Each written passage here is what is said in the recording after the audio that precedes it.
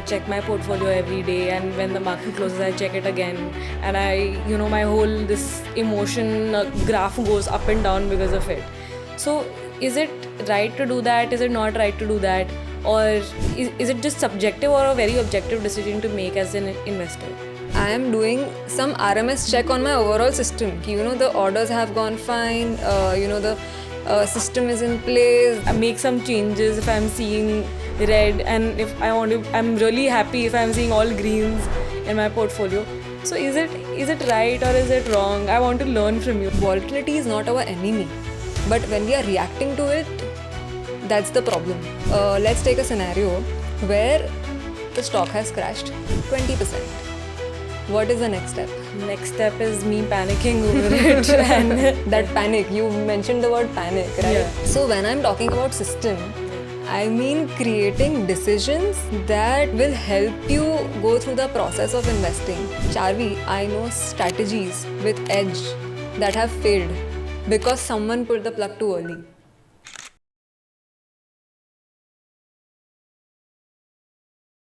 Hi everyone, I'm Charvi and I'm your host for today at Qodecast. Today I have Vidhi with me.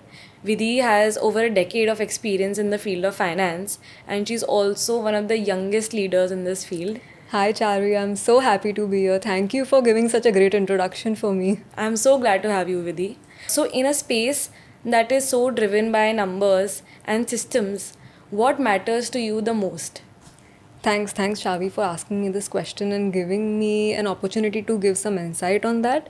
In the world of markets and in the world of quant, I think the most important thing that actually, people underestimate in this space is mindset. Mindset is very important. Having the right mind is very much necessary in this field. People keep talking about, strategies, PNL numbers, drawdowns, and, on a daily basis. But, in the end, in the start, we need to actually ask, are we even mentally prepared to build something that lasts? Because we are here to build legacy. We are not here to just for daily PNL numbers. So without that right mindset, I think every strategy you make, every system you build, every model you test, even the slightest of the capital that you deploy will eventually be multiplied by zero. So, without that mindset, that foundation will not be set. It's important to set the foundation and then markets will follow. I want to ask you, what made you get into this field of quantitative finance and what kept you going every day? Charvi, to be honest, I did not know I will end up in quantitative finance. Yeah. I just entered this world of markets curious, just like everyone else. But I stayed. Not because I fell in love with trading itself, but because I fell in love with systems. I fell in love with the beauty of data that speaks because I'm willing to listen to it. I actually loved the challenge of, turning chaos into logic. Markets are so emotional, so chaotic. I did not know I could bring structure to it. But I realized that I could, and, that really excites me. So, in fact, today, I come from a world which is built entirely on logic. Everything we run is system driven. No emotions, no hunches, just relentless focus on risk and reward. And that's what really drives me today. So, I hear you talking about systems and processes. I want to really understand what are these systems that you talk about. How can I Okay. understand what is the process and how can I use these systems like in finance and personally also? Okay. Let me ask you a simple question, Charvi. Do you invest? I do. So when you invest, what is the first decision-making point for you? So the first decision making point for me is the fundamental analysis that I do of the stock that I'm looking to pick. Let's say I'm assuming you are a risk-averse investor. Yeah. Let's say just for example's sake, you want to buy Reliance. You've done some homework on Reliance on your end, as you mentioned. You're looking at quarterly reports. You're looking at, certain numbers, and you decide to go ahead with that stock, what is the next step for you? I buy the stock. You buy the stock? Yes. Now, let's take a scenario where the stock has crashed 20%. What is the next step? Next step is me panicking over it and planning how to sell it and when to sell it. Right. That panic, you mentioned the word panic, right? Yeah. So when I'm talking about system, Yeah. I mean creating decisions that you will help you go through the process of investing. Creating a decision of buying a stock, staying invested, when to sell a stock, so that these decisions, these systems that you set will detach you from your own personal emotions, so that you don't panic, so that you don't override your system which you had initially thought about while buying the stock. So that's the system, that's the process that I'm focusing on. Right. So if, for example, say I have a system, I know I have a system, but I am so tempted to override it. What do I do in that situation? And does that happen to you as well? Or Oh, of course. It happens to me every day, and I think it's in human nature. It happens to everyone every day. Yeah. So, let's say, in my 10 years of experience that I've had, I've learned some very hard, brutal lessons.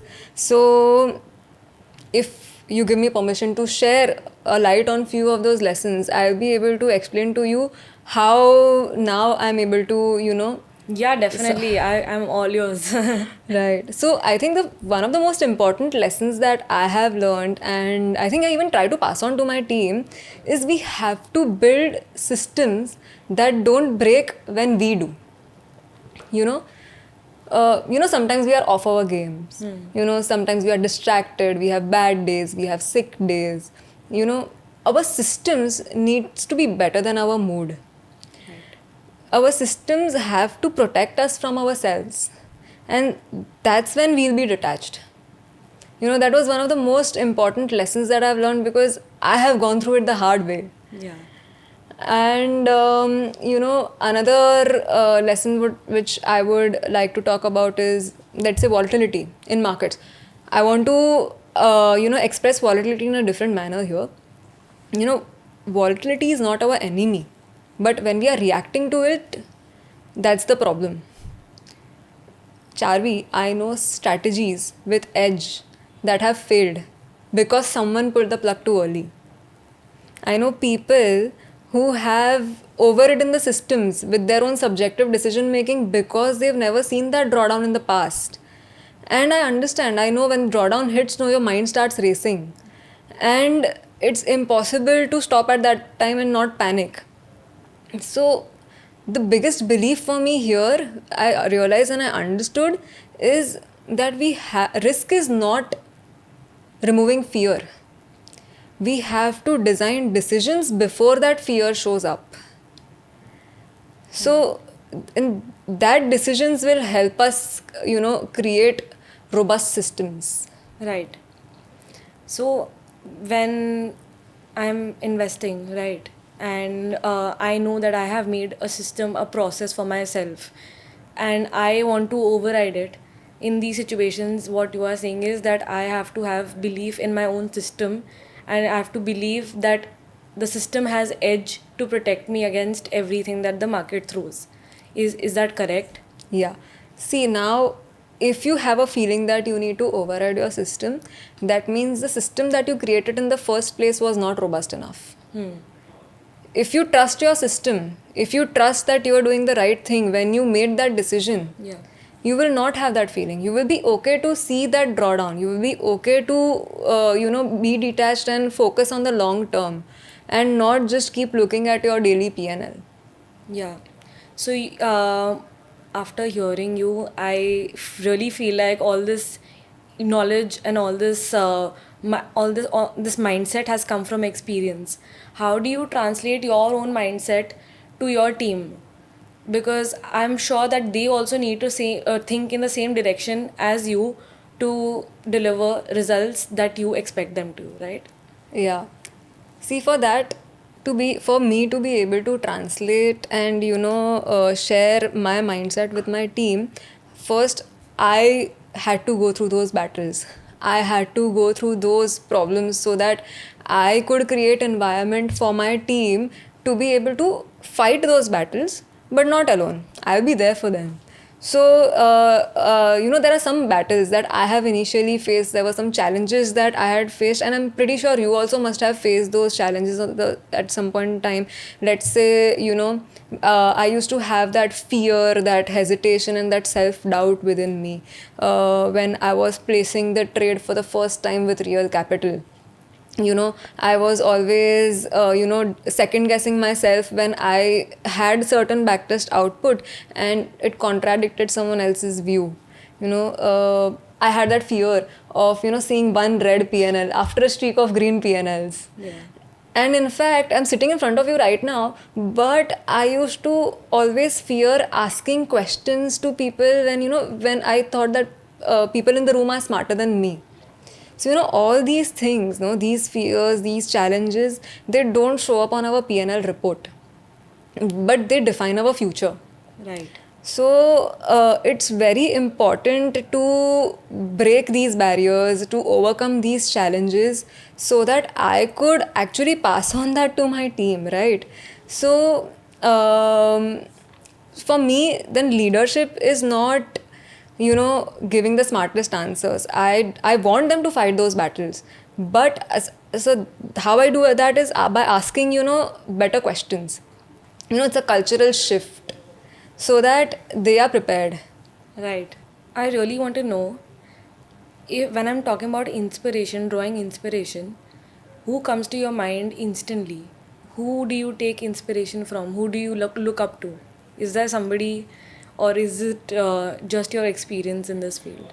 No, I think each and every person has an inspiration.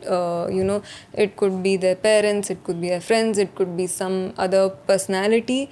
For me, to be honest, that inspiration has come from someone not in the industry, to be honest.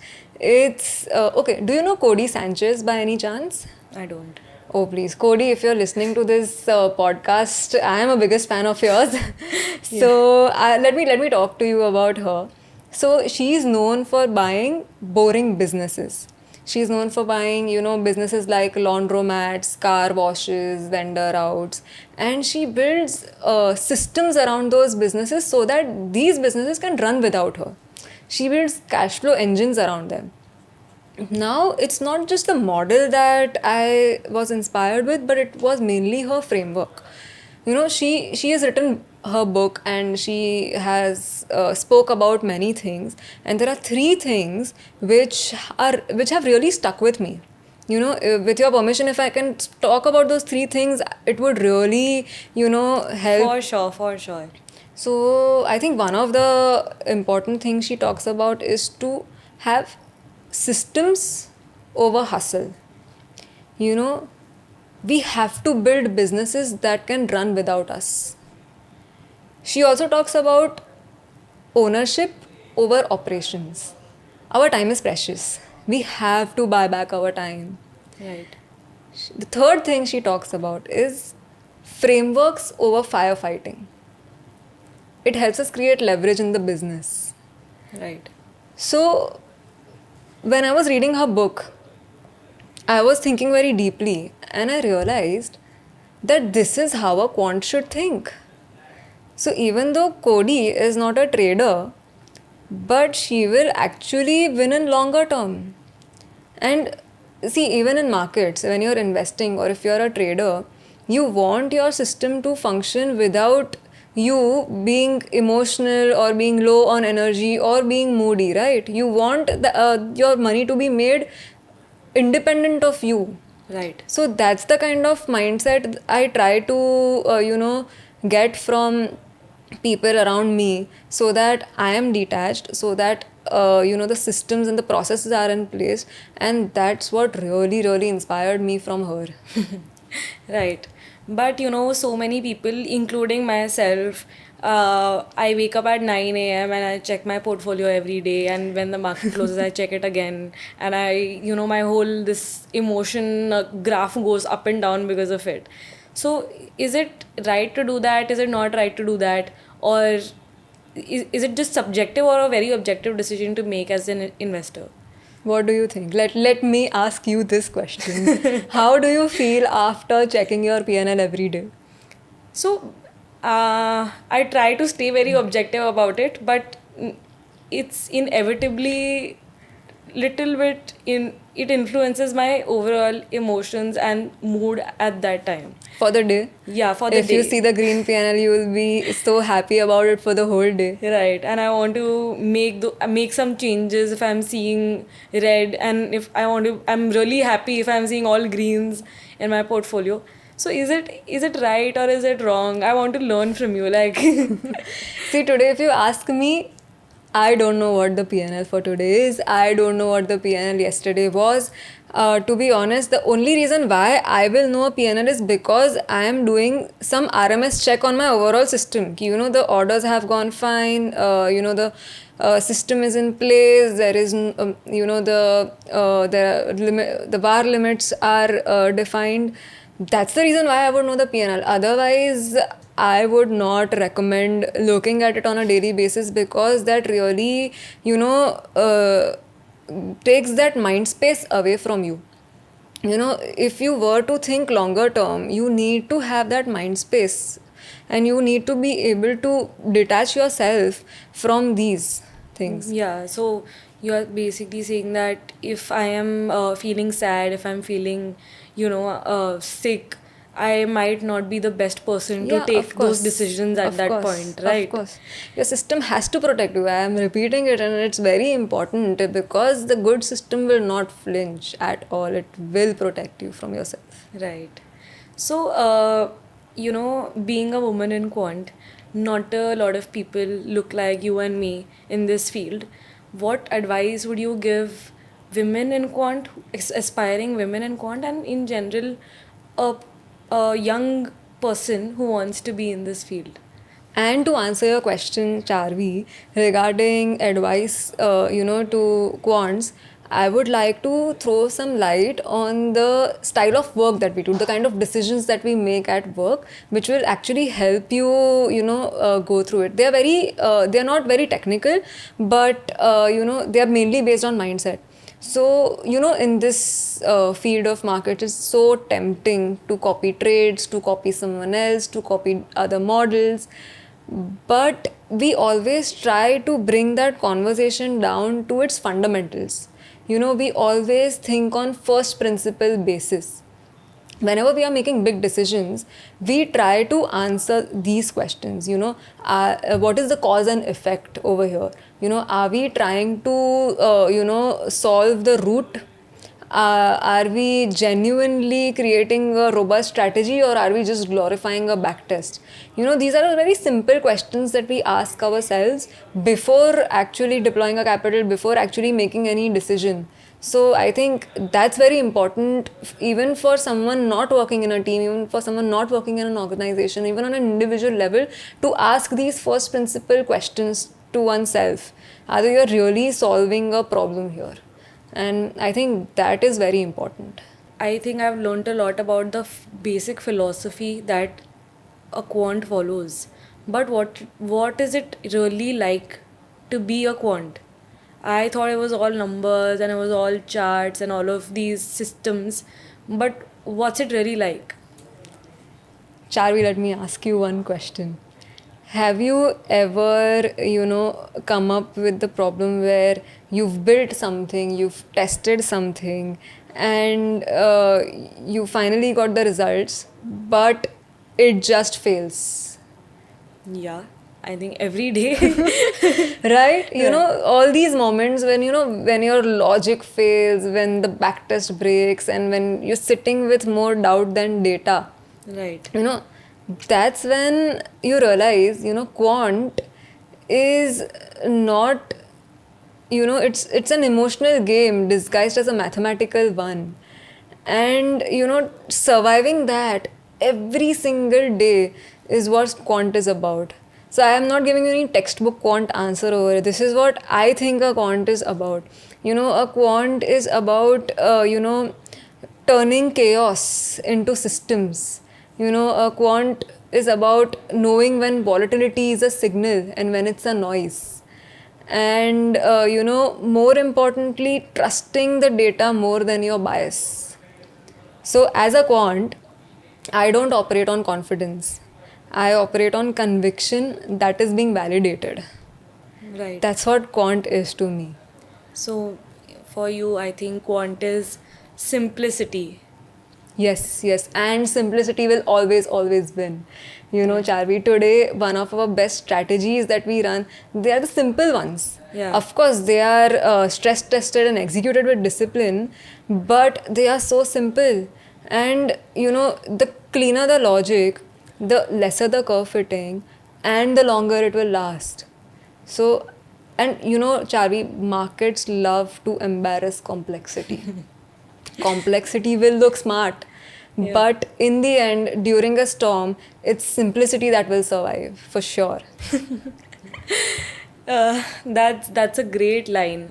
So, as a closing thought, Vidhi, is there something that you would like to leave the audience with? Yes, of course. And I may have covered this in the current talk that we've had, but I want to repeat it again that whatever you do, you build systems that will last. And you build teams that will think. Because whenever your system fails, and at some point it will, Right. don't panic. Yeah. You follow the quant approach. Follow the quant approach for everything. You observe it, you learn, you refine, and you rerun it. And that will start becoming your edge. Right. And that will be your edge not just in trading or investing, that will become your edge in life. Right. That's so inspiring. It's truly inspiring. I think I have learned a lot from you today. And I'm sure Thanks, our Charvi. audience will also learn a lot from this. Thanks. Thank you so much, Charvi, for having me. Thank you for coming, Vidhi. Like, it was great. It was a great talk.